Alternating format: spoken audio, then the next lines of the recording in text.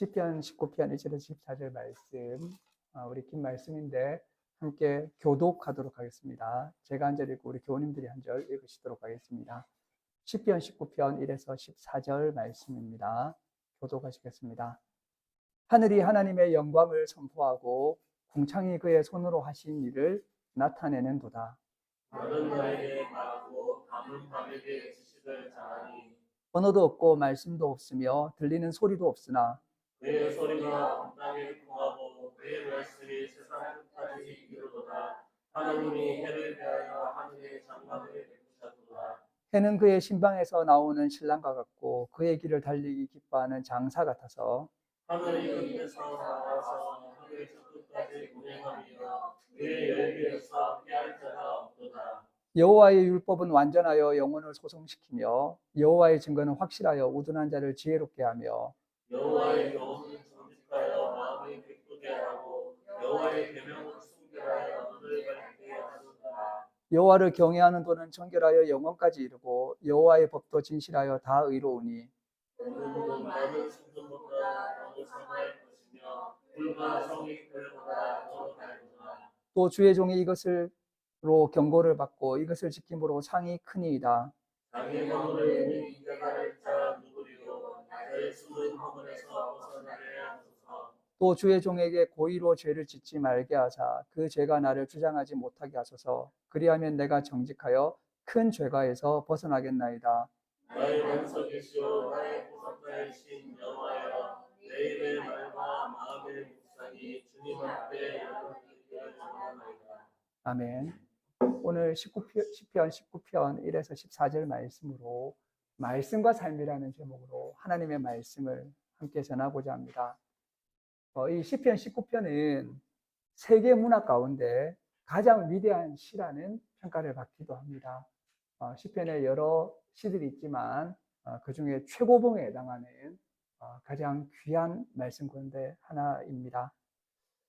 오늘 말씀을 보면 자연 만물이 하나님의 영광을 선포한다고 말씀하고 있습니다.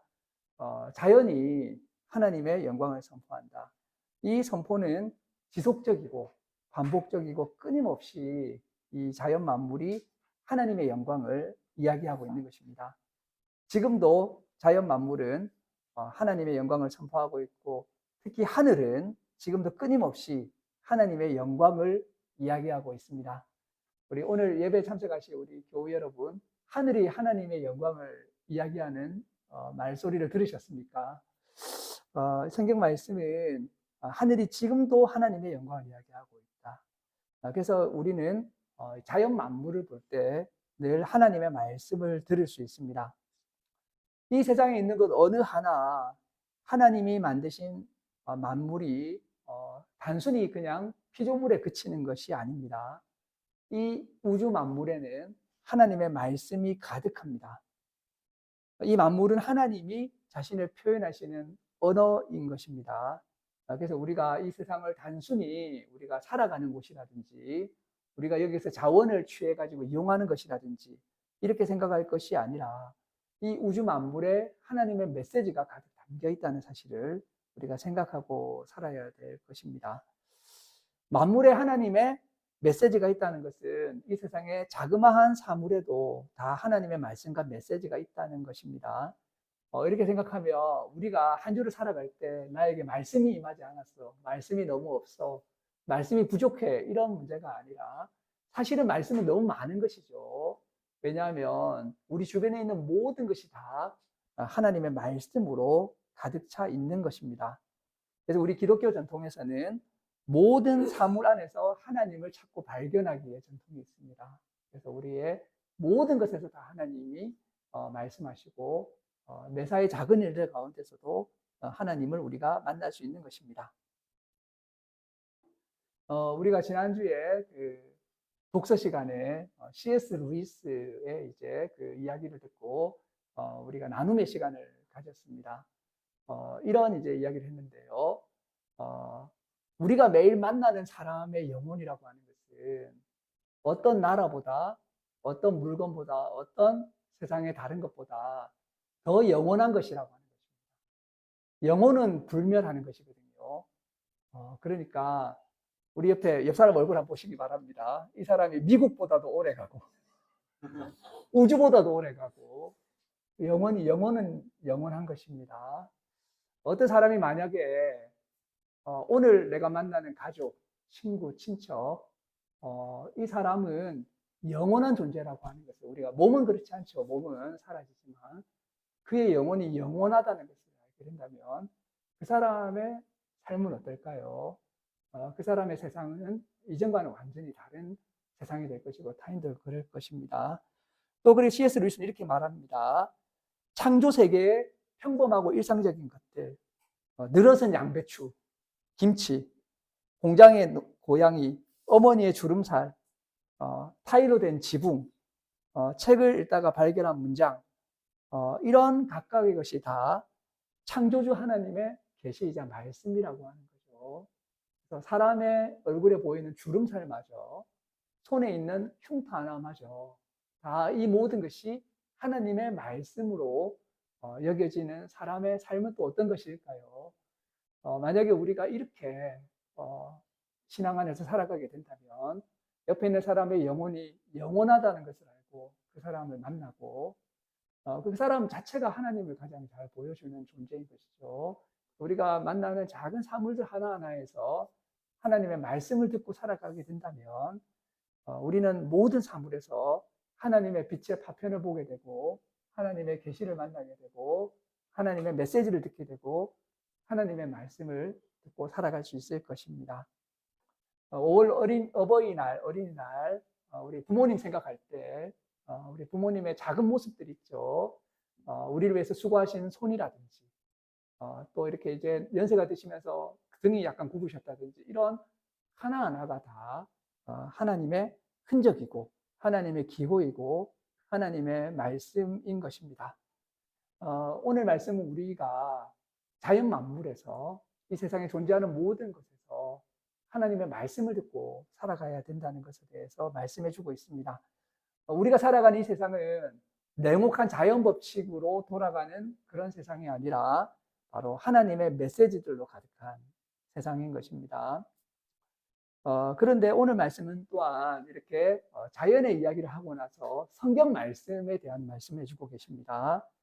자연 만물도 우리의 일상에 만나는 모든 것들도 하나님의 메시지와 말씀을 전해주지만 우리에게 하나님을 더 깊게 전해주는 것은 바로 성경 말씀인 것이죠. 그래서 이제 앞에서는 하늘이 하나님의 영광을 선포한다 이렇게 해서 하나님이라고 했지만 7절부터는 여호와의 율법은 이렇게 이야기하면서 여호와라는 말을 하고 있습니다.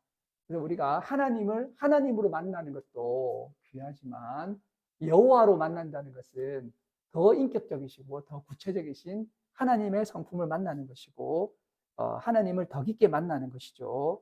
그래서 이제 우리는 성경 말씀을 통해서 하나님을 여호와로 만나면서 더 깊이 있게 하나님을 인격적으로 만날 수 있다는 것을 보게 됩니다.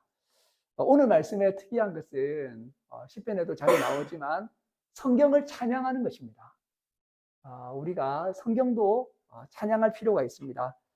성경은 이렇게 이야기합니다. 하나님의 율법이고 하나님의 교훈이고 하나님을 경외하는 도고 하나님의 계명이고 이 말씀은 완전하고 확실하고 정직하고 순결하고 이 말씀을 들으면 영혼이 살아나고 눈이 밝아지고 영원하고 진실하고 의로운 말씀이라고 하고 있습니다. 우리는 이 성경의 가치를 깊게 인식하고 찬양해야 될 필요가 있습니다. 그리고 이렇게 이야기합니다. 이 성경 말씀은 금보다 귀하고 사모할 만하고 꿀과 송이꿀보다 더 달다고 이야기하고 있습니다. 오늘날 많은 사람들이 금과 돈을 좋아하죠. 흔히 이런 이야기를 합니다. 나이가 들면 돈을 추구하고 젊은 사람들은 쾌락을 추구한다고 합니다. 그런데 이제 성경 말씀은 금보다 더 귀하고 꿀과 송이꿀보다 더 달다고 이야기하고 있습니다. 그래서 이 성경 말씀에서 우리가 누리는 이 가치와 기쁨이야말로 세상의 그 무엇과도 비교할 수 없는 최고의 기쁨이라고 이야기하고 있는 것입니다. 우리는 우선적으로 성경 말씀이 무엇인지를 알고 우리가 성경이 쉽게 번역이 되고 쉽게 구할 수 있으니 우리가 이 말씀의 진정한 가치를 잊어버릴 때가 많이 있습니다. 그러나 성경은 최고의 보물이고 최상의 음식입니다.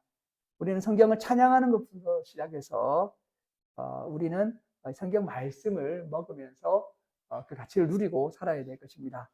이 자연 만물이 주는 메시지도 귀하지만 성경이 주는 메시지는 더 귀중합니다. 자, 이렇게 자연에서 하나님의 메시지를 듣고 성경에서 하나님의 말씀을 듣는 사람의 삶은 어떤 삶이어야 될까요? 그것은 바로 기도하는 삶이고 우리 마음에 예배를 드리는 삶입니다. 오늘 말씀 우리가 기도의 삶을 살아야 된다는 사실을 말씀해 주고 있습니다. 특별히 기도해야 될 것은 나의 숨은 허물을 깨닫고 숨은 허물을 벗어나게 해달라고 기도해야 된다는 것입니다. 왜냐하면 자기의 허물을 깨닫는 사람이 드물기 때문입니다.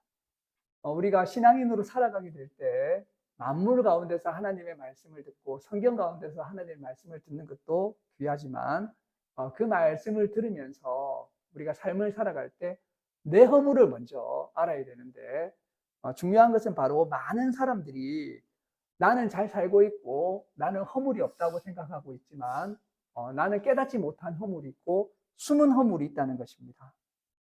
자기 허물을 깨닫는 것이 어떻게 가능할까요? 바로 하나님의 말씀을 들을 때 비로소 나의 허물을 깨닫게 됩니다. 이것은 우리 자신에게마저 은폐된 허물입니다. 이 허물들이 빛 가운데 드러나서 고침받게 될 때 우리의 삶은 진정으로 변화되게 됩니다. 그리고 또한 기도하는 것은 고의로 죄를 범하지 말게 해달라는 것입니다.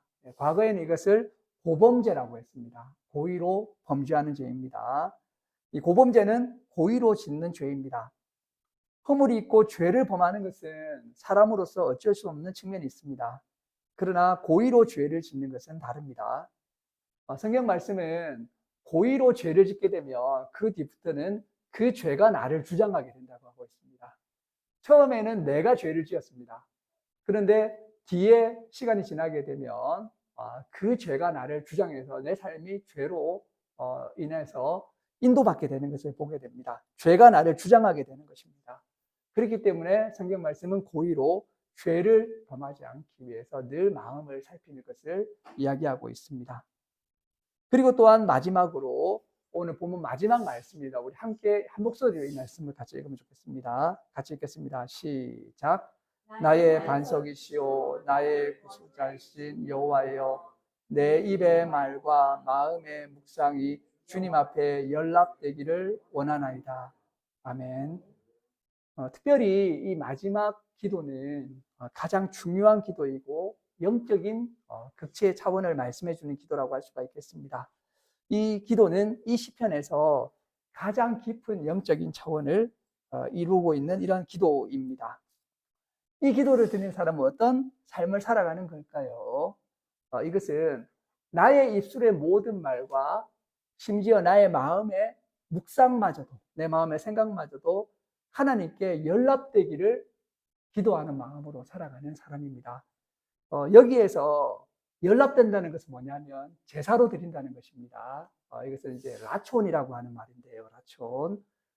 이것은 바로 내 입술의 말과 마음의 묵상을 제물로 삼아서 하나님께 예배를 드리고 살아가는 삶을 말합니다. 저는 오늘 이 말씀을 읽으면서 한 주간의 삶을 많이 좀 돌아보게 됩니다. 우리 삶이 어떤가요? 내가 한 주간 내 입술로 했던 말들 가운데 그것이 과연 하나님께 제물로 바쳐질 만한 예배로 드려질 만한 그러한 말이었는가? 사실 저는 운전하다가 차가 갑자기 끼어들게 되면 막 불평하는 말을 쏟아냈습니다. 그리고 막 아이들이 말을 안 듣게 되면 또 화를 내기도 했고요. 제 한 주간의 말을 돌아보아도 정말 하나님께 연락되지 못하고 제물로 드려지지 못할 그러한 말들이 많았고 더더군다나 나의 생각과 나의 묵상이라고 하는 것은 많은 것들이 하나님께 연락되고 제물로 바쳐드리지 못할 그러한 말들이 많았던 것을 보게 됩니다.